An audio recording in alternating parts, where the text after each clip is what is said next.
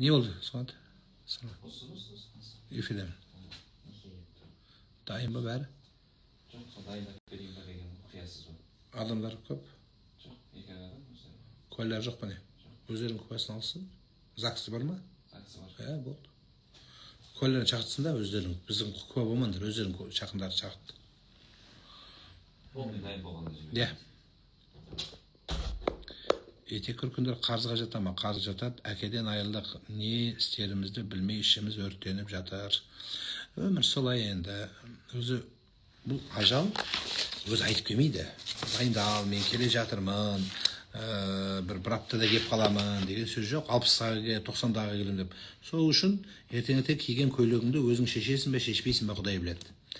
Өмір солай алтыным. Енді қазір сендердің жылағандарынан, талқылағандарықтарынан, ой байлағандан өкіргеннен кісіге пайда жоқ. Зиян болуы мүмкін, бірақ пайда жоқ.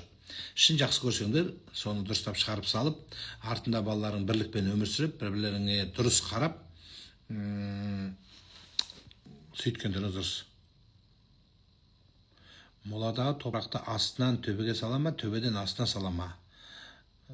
Астан алғандар, сөйткен асты шашылып қалады да, сол шашылып. Оның бір правиласы жоқ, бір әдеп ретінде төмен жақтан алып тастаған жақсы болады, өйткені кішкене үйіліп тұрсын деген мағына.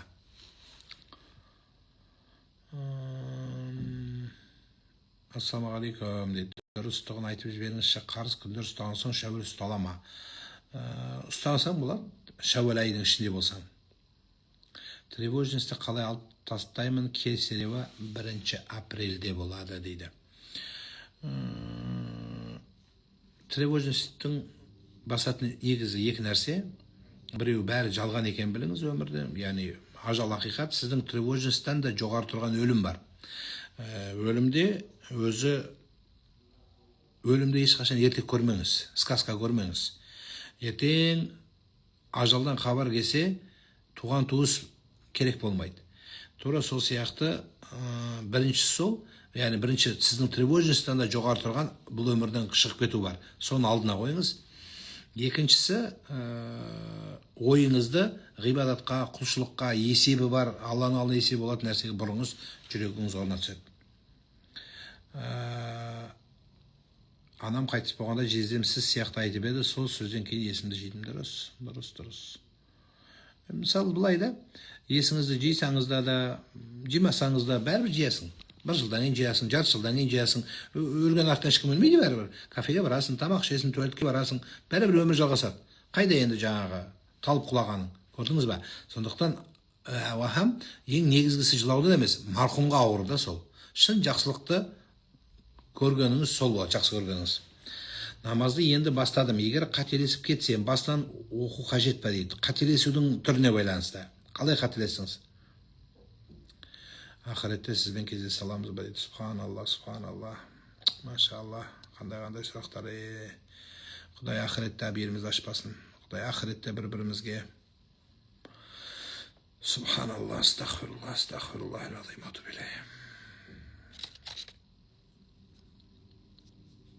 Жәннетте кездесейік, Алла соны нәсіп етсін айды. Ассалаумағалейкум, ұстаз, қазір бөлек тұрамыз. Мен бірге тұрғым келеді. Ол осылай жүре бермекші. 3 жыл болады. Осылай ажырасуыма болады ма? Жауапкершілік алмайды. Уже күттім, бала жоқ ортада дейді.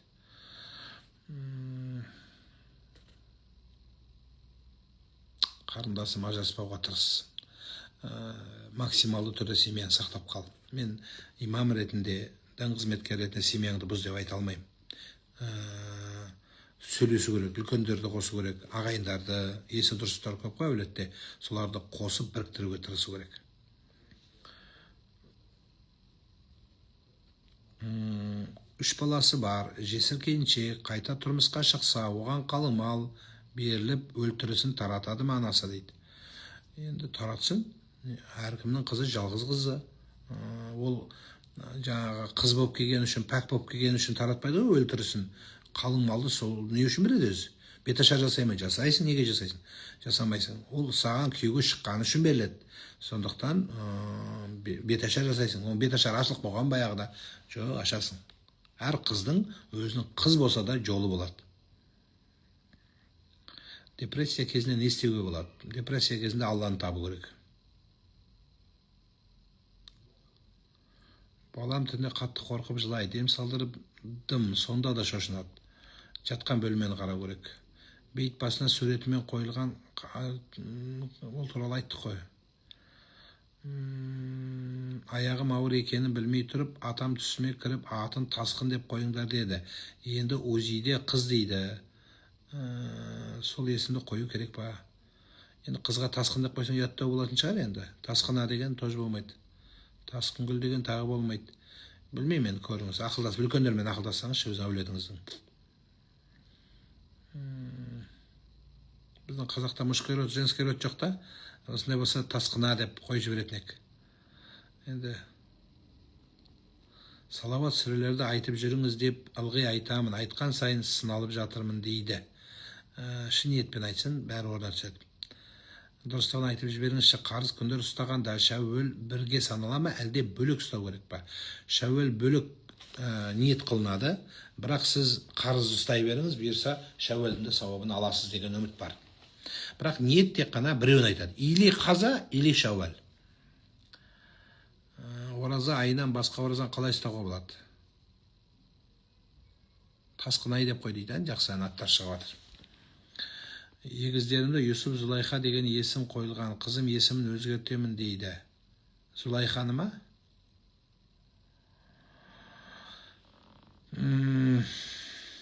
Енді өз білсін. Кейде мына кіріспейтін жерге кіріспеу керек.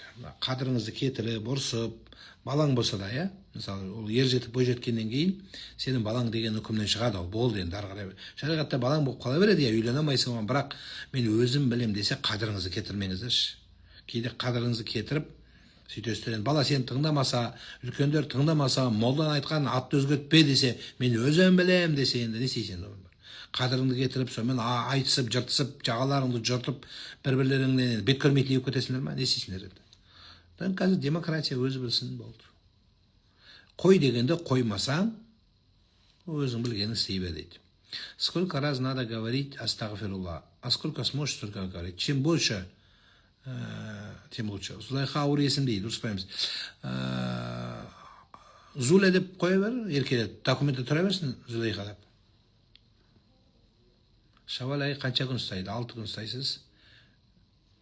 Үйге келдім, 10 дейін ұқылайды. Үйдегі келініміз 10-ға дейін ұқылайды. Не істесем болады, дейді. 10-нан 5 минут кеткен кезде оятыңыз. Есігін тақылдатып. Істейсіз оны. Оның байы бар өзінің күйеуі, сіздің балаңыз сол шешеді. Қадіріңізді кетірмеңіз.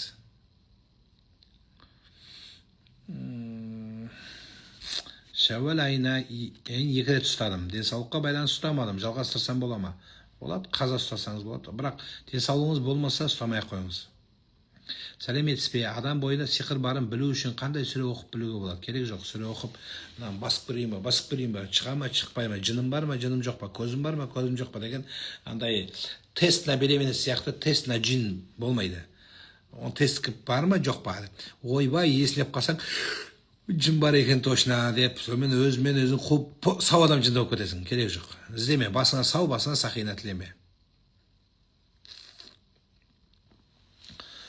Қарыз оразам ұстап жүріппін. Еште ауыз ашқаннан соң таңда ұйықтап қаламын. Ауыз жуатын дуаны тұрғансын айтып шай ішпей оразаны ұстап кетсем бола ма? Болады. Таң намазын бастау үшін күйеуім маманың соңына тұрып бірінші оқы, содан соң менімен бірге оқи бересің дейді. Таң намаз бастау үшін адамға жығылып бастау керек па? Иә, біреудің артына ілесіп қарасаң жақсы болады. Иә, бірінші үйреніп, олар да қуанады. Күйеуің артына тұрған жақсы болады.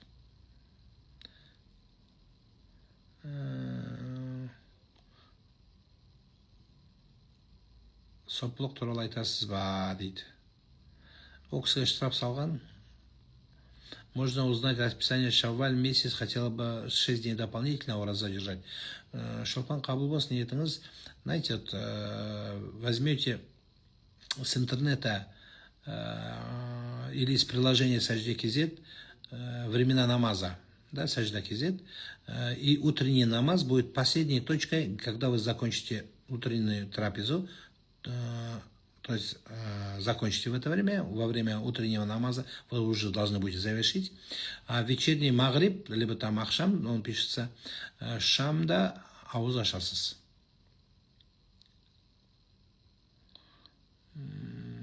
Үйге бір жақынымыз тұз сеуіп кетіпті, не істесек болады? Сыпырып қоясың болды, пылесоспен тазалап ал болды. Ештеңе істеудің керегі жоқ. Ол оқса сен оны қарсы оқып, оның үйіне барып, сен де сеуіп, сол бір-біріңе тұз лақтырып, аралда тұз жетпей жатты, тұз көбейіп, мына жақтан базарда тұздың алып, ол мешекпен сепсе, сен водовозбен әкеп тұз шашып, бір-біріңе отырайық сол тұз шешіп қой, не аласың.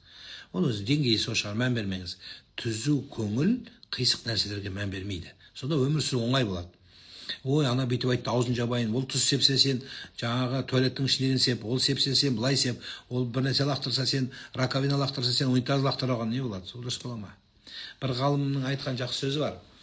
Біреу сені жаман десе дейді, оған жауап берсең, біреу сені боқтаса, оған жауап берсең, біреу сені төмен түсірсе, оған жауап берсең, зорлыққа зорлықпен, қарлыққа қарлықпен, зұлымға зұлыммен жауап берсең, бүкіл адамдардың жамандығы сен бойыңда бар екен көрсет. Не аласың? Қайтасың оны? Дұғаңды оқып, Аллаға үміт етіп жүре бер болды. Ешкімге айтпай-ақ қойын ары қарай. Үйде молдалыққа тұрғанда алғашқы 2 ракағатты дауыстап оқиды ма? Иә, имам болсаң, таң намазында дауыстап оқисың. Одан кейін барып, кешкі ақшамның 2-еуін дауыстап оқисың. Одан құптанды дауыстап оқисың, алғашқы 2-еуін. Қалған намаздарды іштен оқисың. Мешітке барсаң тез үйренесің. Таң намаздан кейін ұйықтауға болмайды деген еді дейді. Енді парыз емес, парыз болып қалса енді елдің бәрі қиналып қалады ғой. Жұмыстағылары бар. Ол өзі таң намаздан кейін ұйықтамайтын адам, өзі ұйықтамай қойсын. Оны реклама жасамай қойсын. Шығып алып, мен таң намаздан кейін ұйықтамайым, мен осындаймын деп өзіңді бір сұмдық көрсетпей қойшы. Қайта сондайды жасыр. Мен оны түні бойы тахаджуд оқимын керек болса, не керегі бар оның? Не реклама жасай деп пен? Керек емес оны. Таң намаздан ұйықтаймын, адам ұйықтайды. Енді ұйықтамаған жақсы дейміз, иә, ұйықтамаған жақсы, зікір қылған, спортпен айналысып жүріп кет дейміз. Енді адам ғой, адам.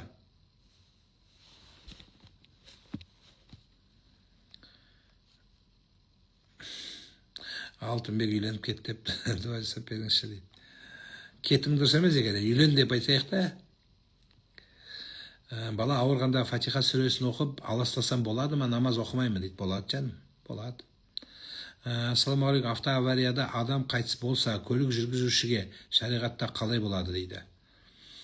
Ешқандай болмайды. Біз шариғат мемлекет емеспіз, біз зайырлы мемлекетпіз. Бізде заң бар, бізде құқық бар. Бізде ислам заңы емес қой бізде. Біз мұсылман елі болсақ та бізде конституция бар. Сол конституцияның заң шеңберінде әрекет қыласыздар. Жаңағы ұрлыққа қол кесіп, біреуді таспен ұрып өлтіріп, сотталып кетесің. Сотқа бару керек қой, сот бар бізде. Құдайға шүкір, соған қайырласın. Шариғаттағы үкімі бұл жерде жүрмейді. Қазір бұл жерде жаңағы құн төлейтін құнын шариғатпен шығарсаң да, ол үкім бізге жүрмейді. Өйткені бұл ислам мемлекеті, одан кейін ол үкімді қази шығарады. Адам өлтірген үшін 100 түйе деп өткенде бір естіп алып, 100 түйе сұрап жүр дейді, әлі күнге дейін. Қой ондай нәрсе. Таң намазын оқып бастадым. Ұлыма ұйып, екеуміз оқып жатырмыз. Мен еш нәрсе айтпай, ұлымның істеген қайталап тұрамын. Дұрыс па дейді? Дұрыс. Тамаша. Тамаша қарындасым, бақытты бол. Қандай бақытты анасы, балаңызды алдына тұрғызған ана. Имам Бұхаридей бала шығады, Құдай қаласа балаңнан.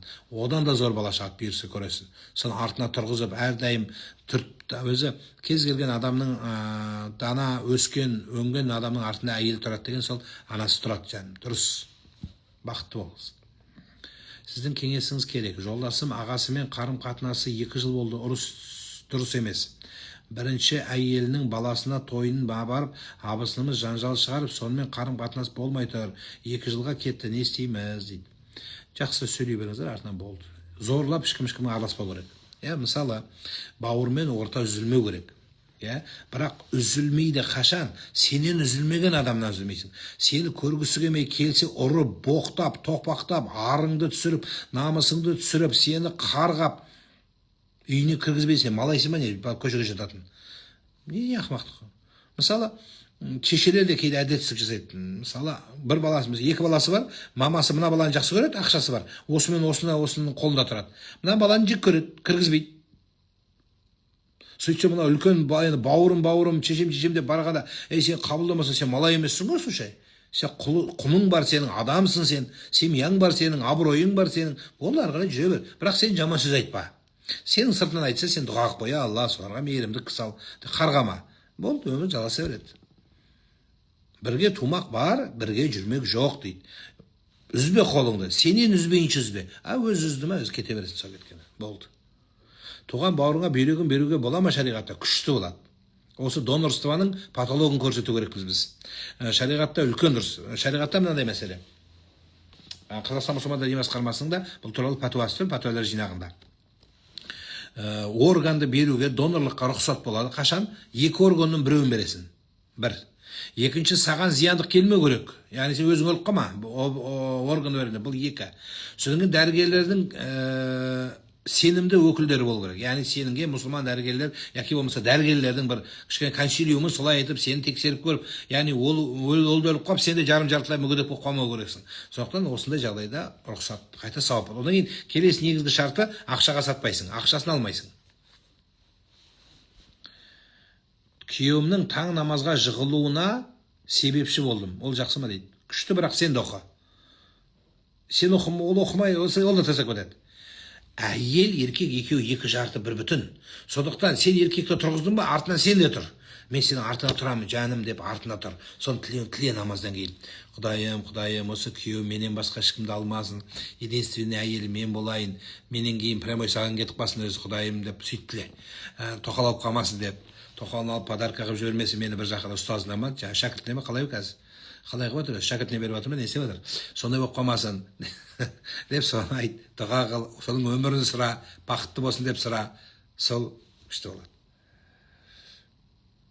Здравствуйте, как поступить? Я была в дороге 1 неделю, не читала намаз, как быть? Надо будет восполнять. От того, что вы в дороге были, намаз читается в дороге, не в путник, не путник, разницы нет, то намаз читается однозначно. Но то, что вы не читали намаз, надо эти намазы восполнить. Будете восполнять только фарды и будете говорить в намерении, что это последний. Не тот намаз, который был пропущен, вы точно годы, месяца считать не надо. Вы говорите последний зухр, последний аср, последний магриб и так далее. Вот в таком контексте будете читать. И надо будет обязательно сделать таубу, покаяние.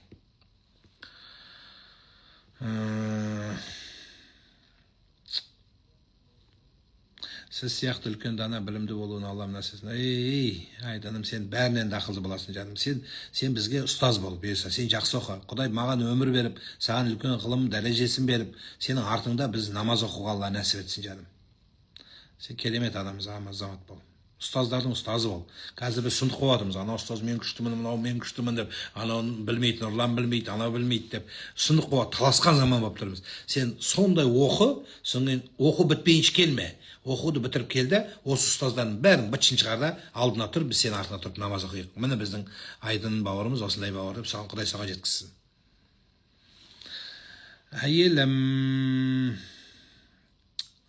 Әйелім балаларының менімен намаз оқып бастағаны ашық жақтырмайды.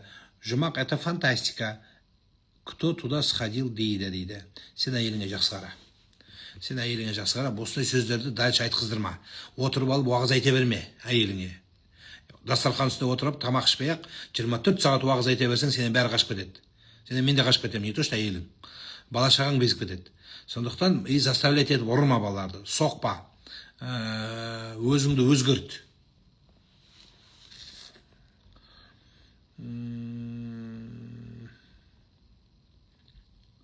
Әйел адам қорымда Құран оқыса бола ма? Әйел адам қорымда бірыңғай әйелдер болса оқи алады, бірақ сыбырлап тез оқу керек.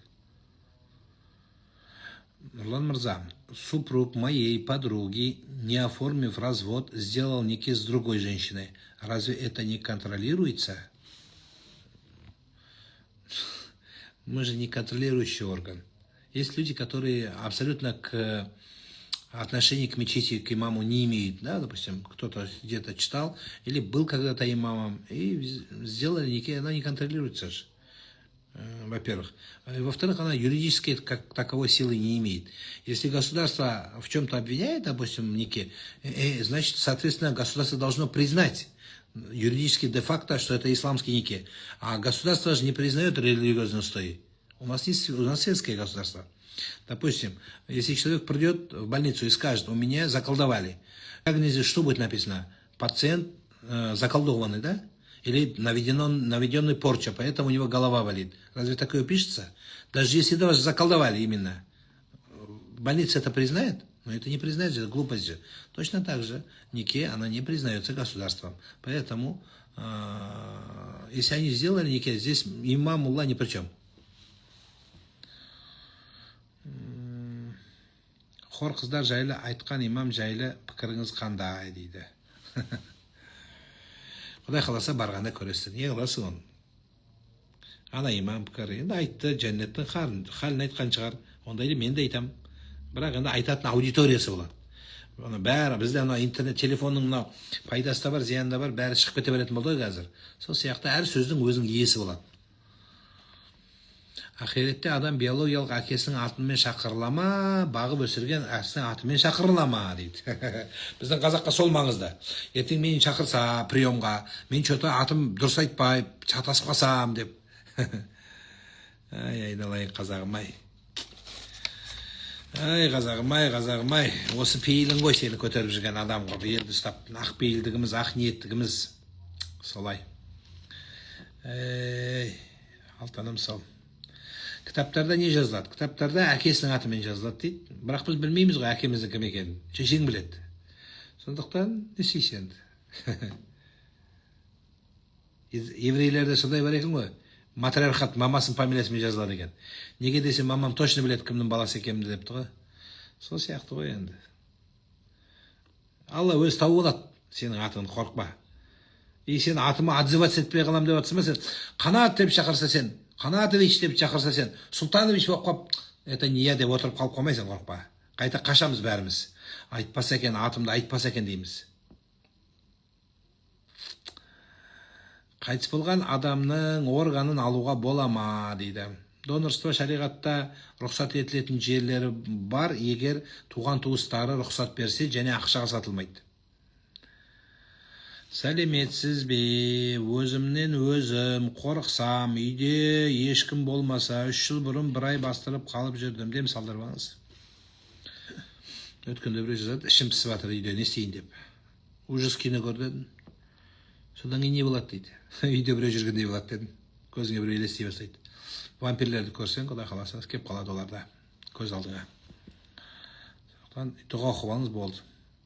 Қарыз сұраған адамға беру туралы исламда не айтады? Исламда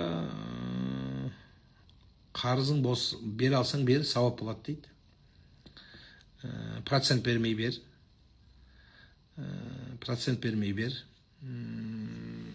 Енді беру бермеу ықтиярыңда. Қаласаң бер, қарасаң берме.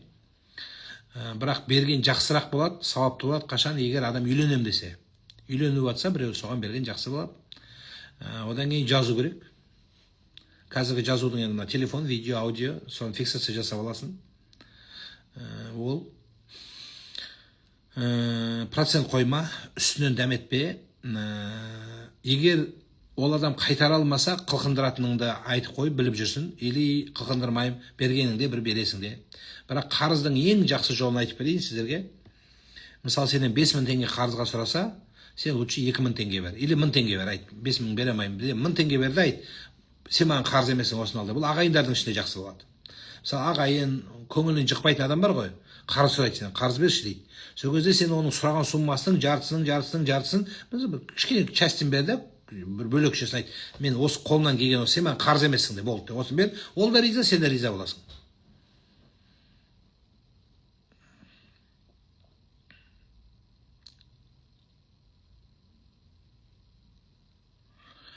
Қалай ұстаз, ауырғанда жолың ашылу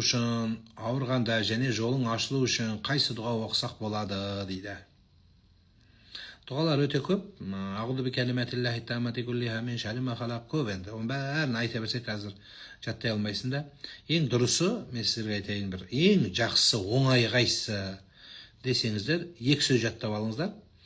Біреуі астағфирулла айта бер, жолың ашылу үшін. Екіншісі Фатиха сүресін оқи бер. Құранның 1-ші бетін ашқан сүре сенің өміріңді ашады. Неге ұйықтағанда бастырып қалады? Дұға оқып, аят оқып жату керек. Наличие лахат в могиле обязательно. Если положили по-другому, будет ли порицаемым действие или грехом? Погребление усопшего по мусульманским законам является фардом, обязательным действием. Прямой выкопанная могила называется кабром. С правой стороны, со стороны кыблы, маленькая есть прорезь. В некоторых местах делают в виде комнаты, некоторые делают чуть-чуть в виде углубления. Она называется лахтом. Необходимость ляхта является сунной. Пророк, саллаллаху, это, то есть на человека нельзя кидать горсть на тело, песок нельзя класть, кидать. Теперь, сейчас люди привыкли, выкапывая этот кабр, обволакивает его кирпичами и сверху кидает плиту, либо шпалы, тем самым делают маленький проем в виде проема, но она не является с правой стороны, именно на том кабре. Проблем нету. В некоторых местах земля устроена так, она пески, зыбучие бывают места, поэтому из-за того, что пески они зыбучие, постоянно перемещаются, выкопать ляхт не получается. Некоторые там умудряются подпороть, допустим, плиткой и так далее, она все равно со временем упадет на человека. В связи с этим надо выкопать правильно. Те люди, которые копают могилу, они хорошо знают. Они профессионалы своего дела, поэтому надо оставить на их усмотрение. Теперь, в каждом регионе нашей страны, вообще по миру, разные методы. И надо соблюдать эти методы. Потому что мы приходим в какую-то область, мы не знаем, как там земля устроена, как надо выкопать, поэтому надо оставить. А для умершего человека, будь то он будет лежать в ляхте, либо в ляхте, для него не является порицаемым. Потому что этот человек не вправе уже распоряжаться. Жұмышқа келіп кетуші үшін қайшы дуаны оқыса болады? Ошо фатиханы оқи берейін. Таң намазда ұйықтап қалып едім. Қазір жұмыстан үйге барамын. Оқи алмадым, ештеңе қылмайды. Қазасын оқисыз? Жұмыс Құранды жаттағам, ұмытып қала берем. Қарап оқысам бола ма дейді. Болады. Қазақ болып тұрып, орыс театрында орыстармен жұмыс істеуге бола ма? Актер болып дініме қарсы келмеймін. Жоқ жаным. Біз біріншіден ислам мемлекеті емеспіз ғой. Неге осындай радикалдыққа өтіп кетесіздер? Біз орыстар бар. Орыстармен амандаспай бүйтіп тұрасыңдар ма лифтте? Соседіңмен амандаспайсың ба орыспен? Здравствуйте десе бетіне қарап тұра бересің ба? Бұл сауатсыздық емес па? Бұл надандық емес па? Здравствуйте деп сен бірінші айт оған, керек болатын болса. Ол бірінші айтпасын. Осы мұсылмандар тәрбиесіз, такие грубые демесін да? Сен мейірімділік көрсет. Здравствуйте, доброе утро деп сен айт. Дядя Леня, баба Феодосия, как вы деп сұра? Как здоровье вас, дети как деп? Ой, спасибо деп айтады, болды. Сенің сол жұмыс істегеніңнен олар исламға қабылдап кетсеші мұсылман болып. Бұл бір. Екіншіден, театр деген бүкіл барлық адамның баратын жер емес па? Больницаға сен барған кезде маған қазақ врач керек демейсің бе? Барасың, қайырласың. Наоборот, орысқа барасың. Қой. Сондықтан олай бөлінмеңдер, елдің басын біріктіруіміз керек, ұлттың басын үйістіруіміз керекпіз біз. Неге түс туралы сұрайсыздар? Түс туралы сұрайды, өйткені мен түстің жорудың маманымын. Бірақ мына жерден жормаймыз. Кейде жаза бергеннен амал жоқ айтуға тура келеді. Оның жеке приложениесі бар, соған жазады. Қорымға жалғыз баруға бола ма? Және жаналап құлыптас қойсам бола ма? Жаналап деген не деген сөз? Жаңалап, менен жазып жатыр екенсіз ғой. Жаңалап құлыптас. Құлыптас жаңаланбайды бізде зират. Сол бір қойған нәрсе қалады. Жалғыз барған әйел адамдығы дұрыс емес. Қасында біреу болу керек. Әйел адамның жалпы жүрегі нәзік. Енді қанша каратист болсаң да, әйел адамның аты әйел адам. Сондықтан қасында біреу болған дұрыс. Шәуәл айын ұстасам бола ма? Болады. Балаға ислам білімін беру үшін ұстаз керек. Тараз қаласында қайда баруға болады? Білсеңіз кеңес бересіз бе дейді. Тараз қаласында мешіттерге барыңыз. Мешіттерде ұстаздар көп. Хибатулла Тарази мешіті, Тараздың облыстық мешіті, сол жерде қасында медресе бар. Сол жерде медреседе жақсы ұстаздар бар. Ойбой, мүйізі қарағайдай, менен басқа ешкім білмейді деген көп. Қазір молда мен ұстаздан аяқ алып жүре алмайсың. Жетеді Құдайға шүкір. На выбор, на цвет бар. Мен күштімін деген. Соның бәріне бара беріңіз. Таразда Нұрал ұстаз деген бар, жақсы ұстаз. Сол кісіге жолығыңыз. Тауып береді. Құрбандық малын соймай, ақшасын беруге бола ма? Жоқ, сою керексіз. Муфтият ұйымдастыратын жаңа құрбан, онлайн құрбан бар, сіздің атыңыздан сойылатын. Соған берсеңіз, солар сояды.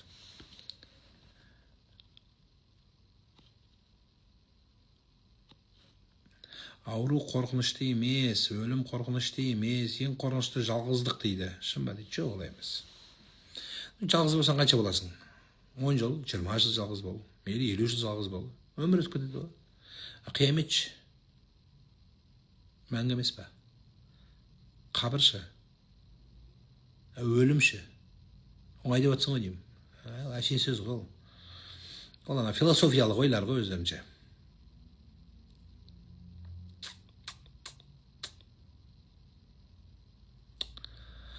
Мұсылмандар неге мазхабқа бөлінеді дейді.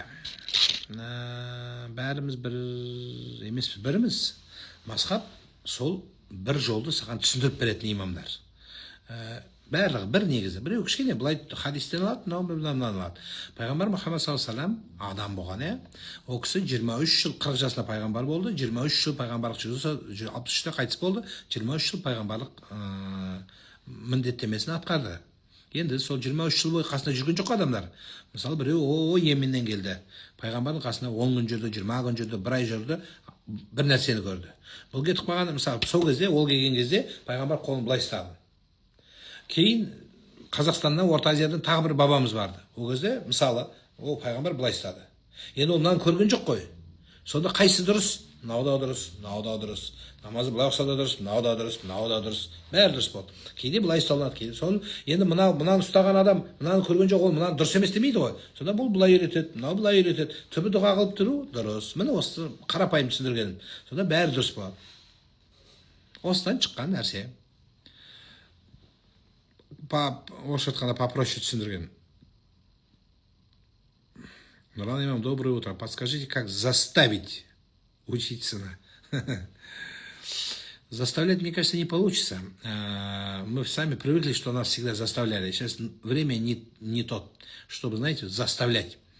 Во-первых. Во-вторых, метод заставления не каждому она действует.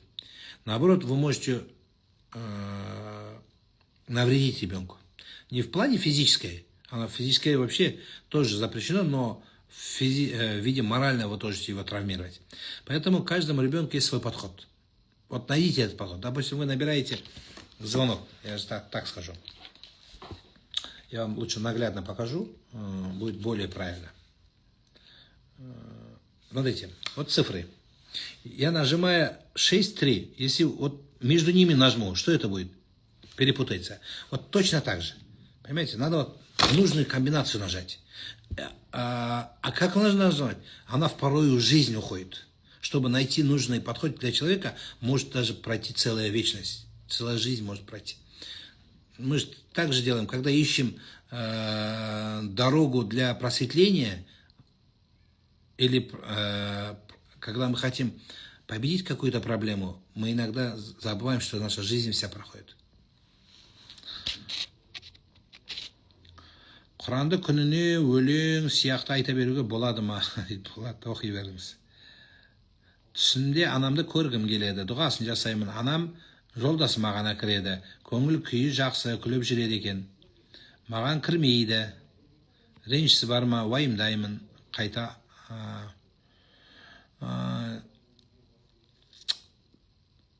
Такасур деген сүре бар Құранда. Алхакумут такасур дейді. Соны жаттап алыңызшы, соны оқысаңыз көріп қалуыңыз керек. Алға қойған жоспарды ешкімге айтпа дейді ғой. Сол туралы айтыңызшы дейді. Айтпа ешкімге. Жұмысым жүре ме алға айтпасам депті ғой. Сөйтсе жүрмеуі мүмкін депті. Айтпасам жүрмеуі де мүмкін депті. Бірақ Не пайдасы бар десе, ел білмейді депті ғой, сенің жұмысың жүріп жатыр ма, жүрмей жатыр ма, ешкім білмейді. Не қыласың айтып. Дұрыс қой, мақсатқа жеткен кезде бәріміз көреміз. Жетіпті дейміз. А сен воздух қуалайтын заман, мен бүйтем де сөйтемін, бүйтем де сөйтем де, воздух не аласың қуалап. Керек емес. Мақсатыңа шық, көрейік бәріміз. Вау, күшті болыпты ғой дейміз, болды. Айтқанда не пайда? Айтасың, өзің жетпейсің оған.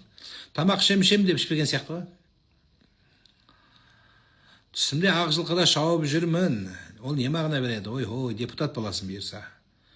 Фамилияң да күшті екен, депутатский. Құдай қалса бастық боласың. Бастық болғанда бізді ұмытып кетпе. Қайдан көріп едің сендер деп. Құрылтайға қазір депутаттар өтеді. Соған барасың бұйырса. Әумин де. Домбыра харам ба дейді. Домбыра біздің ұлттық құндылығымыз. Домбыраға тиіспеңдер. Домбыраға тиіскен менің жауым. Ер бала мықты болу үшін қандай секцияға қалай тәрбиелесек болады? Әкесі тәрбиесіне ат салыспайды, бөлек тұрады. 11 жаста дейді. Енді бөлек тұратын әкесі енді бөлек тұрса бөлек тұра берсін, енді бөлек тұрып үйреніп қалған шығар. Баланы барлығын секция көтермейді. Баланы ұл бала болып тәрбиелеу үшін секцияның спорттың мына түрі баланы жігіт қылып жібереді деген сөз емес. Мысалы, спортқа қатыспағанда жақсы балалар бар. Мысалы, Димаш Құдайберген спортқа қатысты ма не? Қай бала спортқа қатысып еді? Сол сияқты ғой. Әр баланың өзінің комбинациясын табыңыздар деймін. Біреуге спорт жүреді, біреуге жай пианино жүреді. Не? Елдің бәрі спортсмен болу керек, пианино айтпау керек пе не? Пианино болу керек. Мысалы, мен спортқа онша көп қатысқан жоқпын, бірақ енді бұзық болған көрінеді, бірақ спортқа қатысқан жоқпын. Маман болдым. Ал енді менің өміріме спортқа қатыспаған кедергі болды ма не? Жоқ, кедергі болған жоқ. Сол сияқты ғой. Сондықтан спортқа барса бала күшті болып кетеді деген сөзден шығыңыздар. Дұрыс, спорт керек, бірақ қандай спорт? Оны іздеп таңдап баланың өзінде де іште не болу керек? Бір стержень дейді орысша. Бір бәйтерегі болу керек сүйрейтін. Мақсаты болу керек, қызықтыруыңыз керек. Алға мақсат қою керек. Сөйтіп балаңыз үлкен азамат болады бұйырса. Аға, сіз намаз оқисыз, мен намаз оқымаймын. Сіз мені бауырым деп айта аласыз ба жоқ па? Әлбетте, Талғат, сен менің бауырымсың. Сен намаз оқымасаң да бауырымсың сен мен. Бауырларымның бауырымсың сен. Сенен артық бауыр жоқ менде. Сен менің нағыз бауырымсың. Сен аман бол алтыным. Мен өз жалғызбын. Сен екеуміз бауыр, екеу болдық, Құдайға шүкір. Уайымдама. Бірақ енді сен мен бауыр қыпсың, кидет етіп кетпе. Жарай ма? Адал бол бауырлыққа. Әр қазақ менің жалғызым. Бабаларымыз айтқан емес па? Причем здесь намаз?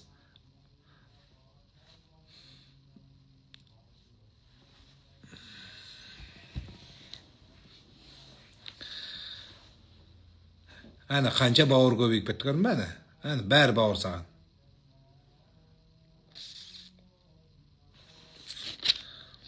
Сәлеметсіз бе? Балаларым 17, 15, 13 жастағы қыз балалар. Дінге сенбейміз десе қалай түсіндірсем болады дейді. Мамандары барады. Әр нәрсені, мысалы, баллоның жарылса вулканизацияға барған сияқты, ішің ауырса дәрігерге барған сияқты, соны түсіндіру үшін кейде мамандар болады. Әр нәрсенің. Діннің мамандарына апарып, радикалдап бір нәрсені қуатындар емес, интернетте көріп, уағыздар тыңдап, неше түрлі айтады. Сол баланың деңгейінде түсіндіре алатын, мешітке барсаңыз, түсіндіріп балаларыма осындай жағдай десеңіз, түсіндіріп айтсаңыз, балаларыңызбен сөйлесіп, енді жүрегіне Құдай мейірім салсын, соларға иншалла айтып беретін азаматтар бар.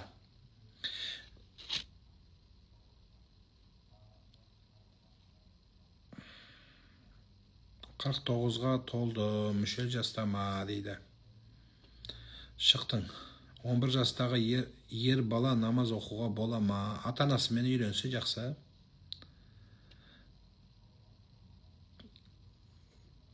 Бес уақыт намаздамын, түсімде ақ киім кигенімді көп көрем, не нәрсеге жорлады дейді. Жақсы ғой.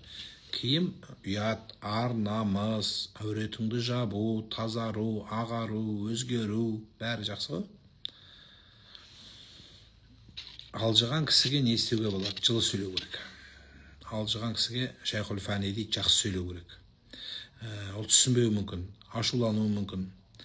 жылы сөйлеңіз. Кейде дәретін жіберіп қоюы мүмкін. Сондықтан кезінде аталарымыз, апаларымыз құдайым күнімді ешкімге қаратпа дейді. Мен кеше алдың күні бір кісіні қабылдадым. Бір қыз, жалғыз қыз, жұмысы бар, қолында анасы бар. Мен танимын анасын да, қарындасымызды да. Анам жынды болып кетті дейді, алжып қалды дейді да. Деменция дейді енді.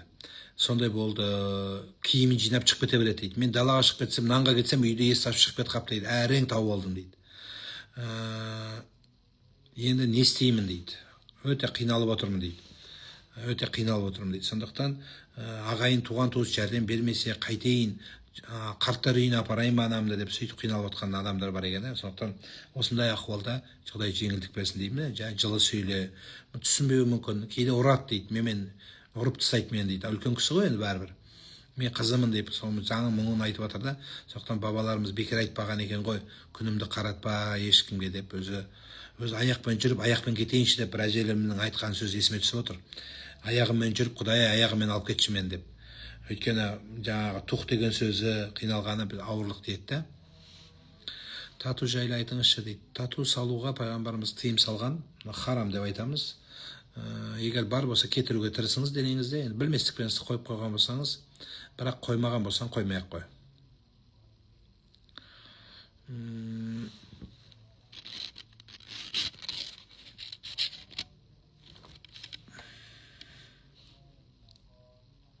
Үйде береке жоқ, не істеуге болады? Берекенің жолы бірлікте, берекенің жолы ынтымақта, берекенің жолы ысырап қылмауда, берекенің жолы қанағаттықта, берекенің жолы үлкенді құрметтеуде. Осы берекенің жолдары болады. Неке қиясыз ба? Балаларымды апарғым келіп тұр дейді. Қиямыз. Әкемнің тасын қойғанда, әкемнің анасы дұрыс жаздырылмаған, екінші жолдасының руымен қойған, келер жылы 20 жыл болады, соны ауыстырса бола ма? Қайын жұртымен Құран оқытуға барғанда қызық болып қалды, ештеңе етпейді. Екеуін айта беріңдер. Барып енді тасын ауыстырып, оны талқандап, бүкіл ел ағайындар көтеріліп, ойбай біз бүйтіппіз, не керегі бар? Сол кісіге дұға оқи бер, болды. Сауап бармай қалмайды емес. Атын айтпаса да барады. Мысалы мен дұға қыламын осы жерде, барлықтарыңыз атын айтпай, мен әр эфир сайын дұға қыламын. Эфирді аяқтаймын да, Құдайым осы тыңдағандарға жүрегіне мейірім сал, менің қателігімді кешір, осыларға бір пайдалы болсын деп айтпаймын ғой. Мысалы Хатираға, Талғатқа, Рүстемге деп айтпаймын ешқайсысын. Алла көріп тұр атын, сол сияқты. Уайымдамаңыз. Сонда әр қазақ маған бауыр, қарындас бола ма не істесе дейді. Оның ісі жаман болады, бірақ ол бауыр болады саған. Не істесе өзі жауап береді. Жаманшылық қылама, басқа қылама, ол бауырың болады бәрібір. Оның істеген ісі жаман болуы мүмкін. Ұрлық болады, саған қиянат болады, сен туралы жаман бауыр айтады. Мен бауырым ол бәрібір. Аузым берік, жолдасым ішіп келіп тиісе береді. Жай күніде отырып алып тиісе береді. Қой десем естімейді мені. Вообще тақасып отырады көп дейді. Онда үйде қатын бар екен. Ештеңе етпейді. Қатындармен шығысып үйреніңіз. Сіздің күйеуіңіз бәрі, біз аралап қосқан жоқпыз сізді. Өзіңіз қостыңыз, сол күйеуіңіз сондай екен. Жақсы сөйлеп, күйеуіңізге сен жақсы деп қоя беріңіз. Кейде анау саған дауа жоқ екен деген сөз бар ғой өзі. Сол сияқты күйеуіңе айтасың, саған дауа жоқ екен дейсің да, сен еркек боласың, ол әйел бар. Егер әйел сенің алдыңда, еркектің алдында, осы тыңдамаңыздаршы, егер әйел күйеуіне бала сияқты еркелесе, онда еркек болғаны. Егер әйел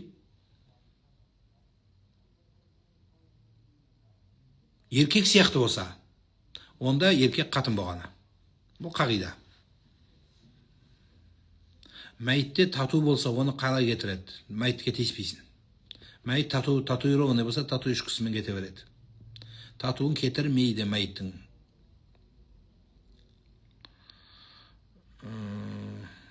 Еркелей алмаймыз ғой сол дейді.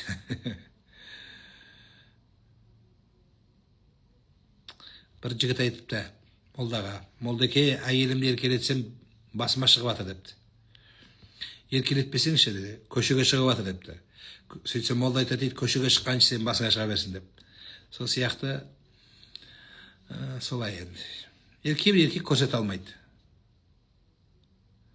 күнәсі ауыр ма татудың дейді. Енді бұрын қойып қойған болсаң тәубе ету керек болады. Егер әлі қоймасаң қойма. Ертең мешітке қай уақытта баруға болады? 10-ға келе беріңіз. Дәреттің ішкі және сыртқы парыздары туралы түсіндіріп беріңізші дейді. Дәреттің ішкі сыртқы парызы болмайды. Дәреттің бәрі бір дәрет. Дәреттің өзі 4 парызы бар. Сол 4 парызын орындасаңыз болды. Бетіңізді жуасыз. Қолыңызды, екі қолыңызды шынтақпен қоса жуасыз. Басыңызды сулап, сол қолын машыққа сүртесіз. Содан кейін нәскиіңізді шешіп жуасыз. Сол дәреттің парызы сол. Енді кейбіреулер жаңағы суды ысырап етпеу сияқты дүниелерді қосады. Енді бірақ енді ол ішкі парызына кірмейді. Дәрет болып кете береді. Душқа түссең де дәрет болып кете береді. Су тисе болды.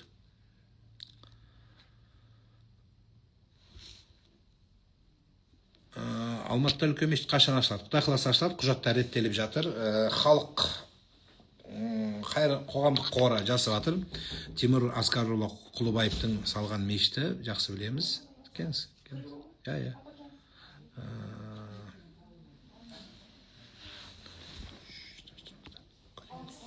Ау, апа, амансыз ба? Апам келді. Келіңіз. Ой, жаным. Тағы Бой жетіп жатсыз ба? Үлкен қыз болдыңыз ба? қандай қожа. Амансыз ба, апа? Уақытты жүрсің ба? Шүкір. Бала-шаға аман Келіңіз, ба? жоғалшыңыз, апа. 30 күн оразаны аман-сау ашып, көңілді бірлеп Рахмет, рахмет, апа. Алла разы болсын. Амин. Осы Нұрланға жете алмадым деп күнде ұрсам қызыма. Бір айдан өтті келгеніме. Әйтеуір сәт түспеді. Жаңа бүгін айтты, апа сағат 10-ға жазылдық барайық деп. Қандай жақсысы ба? Шүкір, апа, келіңіз. Мен науқасымды жұлып тастайтындай, бәрін еміне қылатындай көрем.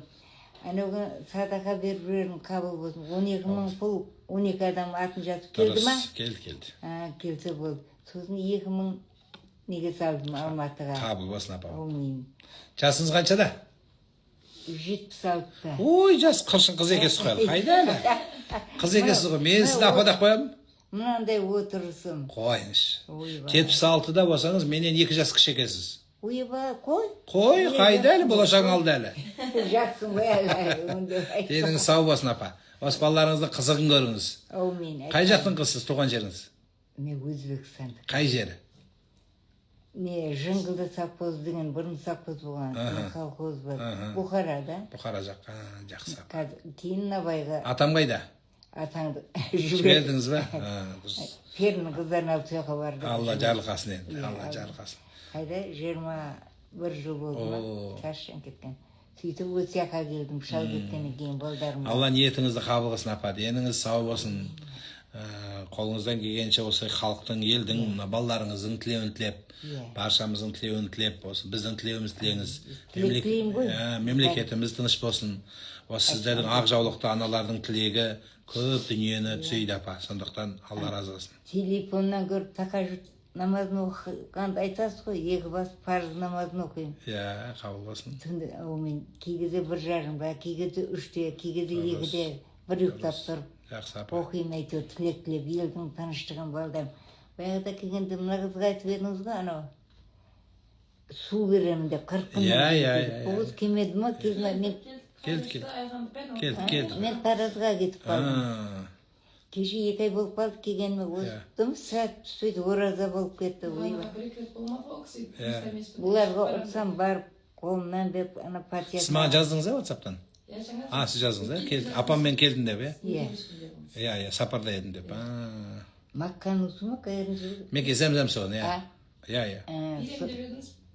Берем. Ауа, 40 күннен кейін берем. Берем, апа, бар зәмзәм су бар. Осы қыз, ауа, бақыттан тынбайды. Иншалла. Сол күлуге шығып, өзің кезден. Не айтам? Апа, столбыда байланып тұрды алада бір.